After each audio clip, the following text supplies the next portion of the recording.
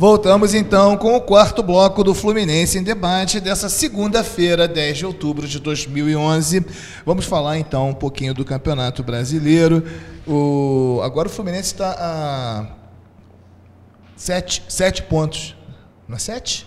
Vou conferir aqui. 44 para 51, são 7 pontos. Estamos a 7 pontos do Corinthians e a 6 pontos do Vasco. Vamos ter que secar os dois que jogam na quarta-feira. Na quinta-feira, nós vamos jogar sabendo do resultado dos que estão mais lá na frente. Os outros, a diferença é de no máximo 3 pontos. Né? São Paulo e Flamengo tem 47 e o Botafogo 46. Né? Até o Internacional está na briga, o Paulo? Sim.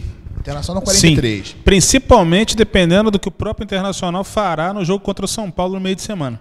Ali eu acho que já dá pra gente saber mais ou menos se o Inter pode ir à frente.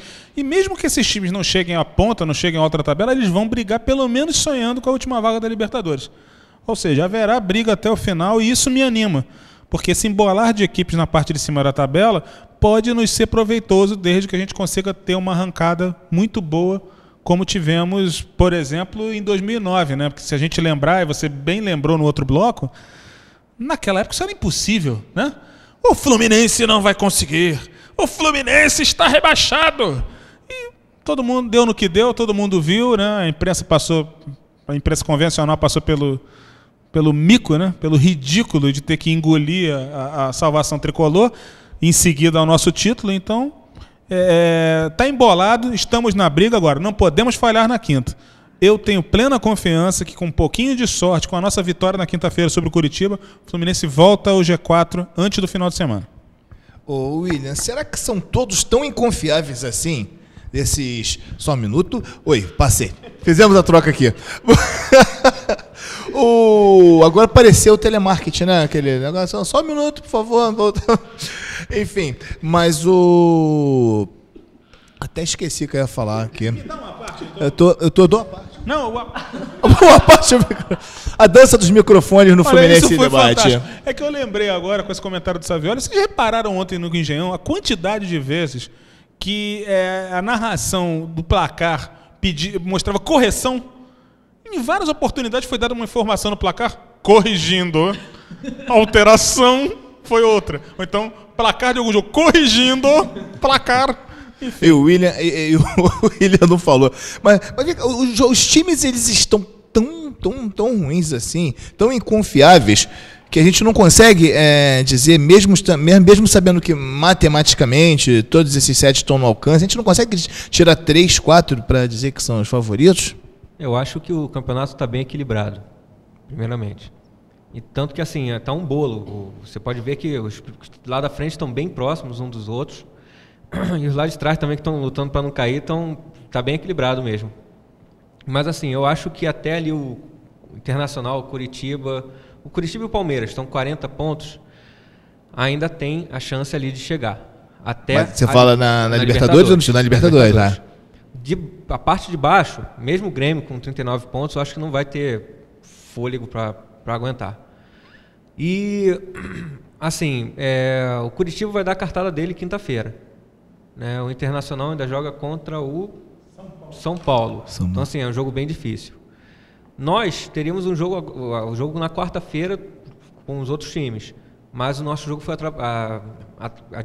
adiado para quinta-feira. Então, assim, a gente vai esperar esses resultados, já vai estar com a informação no bolso, guardada, anotadinha, para entrar em campo contra o Curitiba, para, então, atravessar o Curitiba, eu espero, e acabar, infelizmente, com o sonho do Curitiba e continuar na luta. Agora, os times estão equilibrados, sim. A briga, na parte do meio para cima, na tabela, está muito equilibrada. Eu não digo que tem time ruim, mas o campeonato sim, em si é equilibrado. A palavra é essa.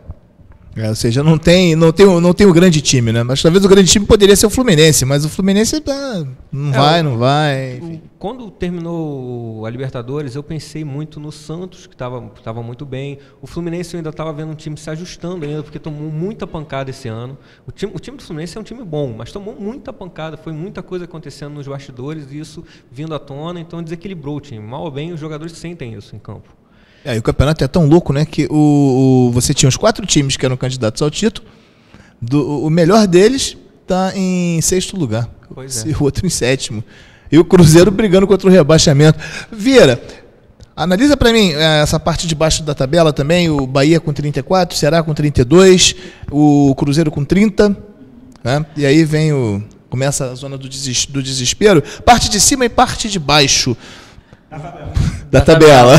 Vou analisar começando rapidamente pela parte de cima no que tange ao segundo turno. Pegando o fim da meada da conversa de você da sua conversa com o William, que o Fluminense não é o grande time no momento, né? Que poderia ser o Fluminense, mas não é.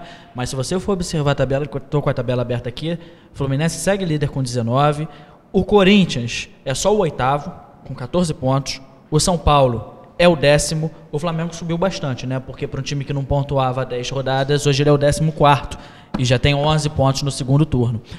Mas em relação à parte de baixo da tabela, Atlético Paranaense, Cruzeiro e Atlético Mineiro estão perigando a cair juntos, abraçados, né?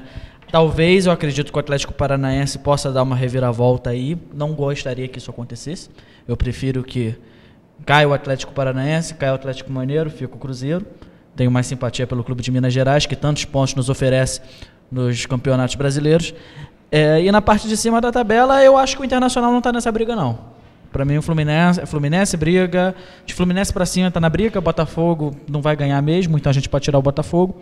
Mas esses outros times a gente pode acreditar que vão brigar lá em cima. Eu não descarto mais o Internacional, não. Depois de tudo que eu estou vendo nesse campeonato, essa oscilação, já tinha tirado o Internacional na semana passada. Falei, mas agora não dá mais. Né? Só que eu esqueci que ele jogava contra o Vasco. Ele ganhou do Vasco, aí mudou tudo. Né? Então tá. Enfim. O Fluminense agora pega o Palmeiras, depois. Cadê? O Curitiba, depois o Palmeiras fora, depois o. Fluminense pega o Curitiba, confirmo a informação do Palmeiras fora. E depois, na 31ª rodada, é Atlético Mineiro, no Engenhão, no sábado, dia 22 de outubro. Se conseguir 3 vitórias... Ô Paulo, falam muito que a tabela do Corinthians está uma maravilha, eu não paro de ouvir isso. Eu vou pedir. Mas eu queria saber o seguinte, falam muito que a tabela do Corinthians é uma maravilha, a melhor de todas, mas os 2 próximos jogos do Corinthians, ele recebe o Botafogo em casa... Recebe o Botafogo em casa e depois sai para pegar o Cruzeiro em Minas. Eu não vi facilidade nenhuma. O Cruzeiro já fez a primeira vítima, que foi o São Paulo na quarta-feira. Internacional do Beira-Rio. Sim, o Marcelo falou aqui o Internacional do Beira-Rio. Agora eu queria saber que facilidade é essa, se nas próximas 3 rodadas ele pega Botafogo, Cruzeiro fora e Internacional do Beira-Rio. Mas é simples, meu caro Savioli. Você está lidando com um time pré-campeão da imprensa convencional.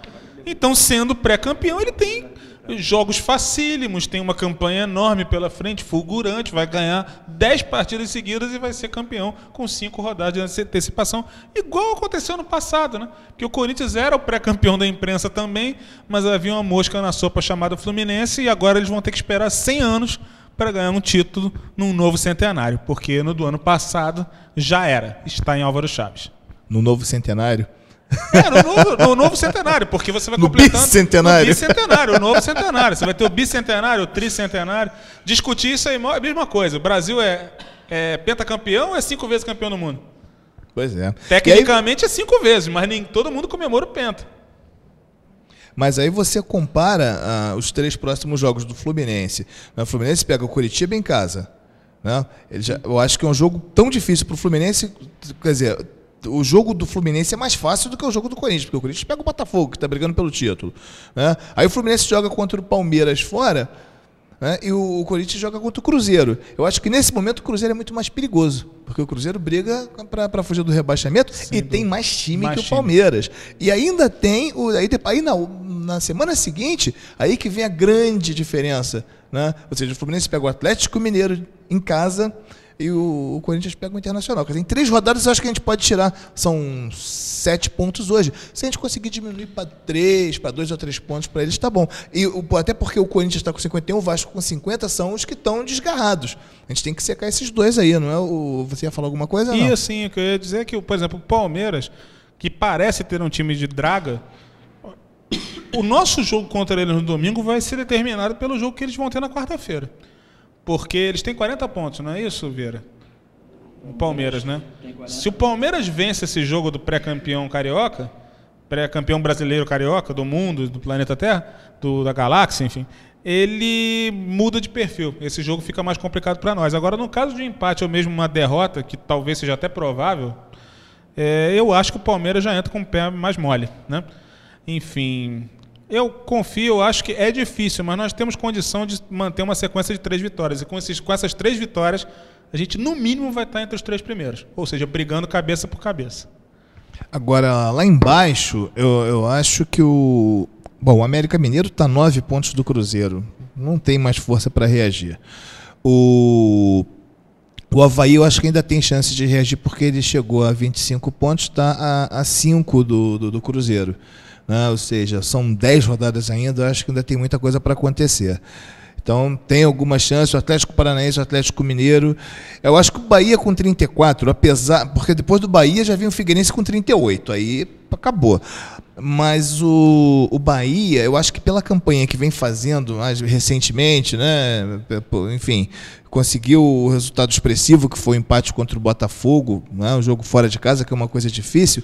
Eu acho que o Bahia não entra muito nisso, não. Agora, eu temo pelo Vozão. Né? O Ceará não está fazendo uma campanha muito boa, não. Só tá com, acho que não sei nem qual foi a última vez que o Ceará venceu uma partida. Está com 32 pontos, exatamente. Eu acho que está mais matematicamente do Bahia para baixo. Mas moralmente eu acho que do Ceará para baixo tá complicado, não, William? A minha opinião é que o América Mineiro já foi. Né? O Avaí também está indo embora.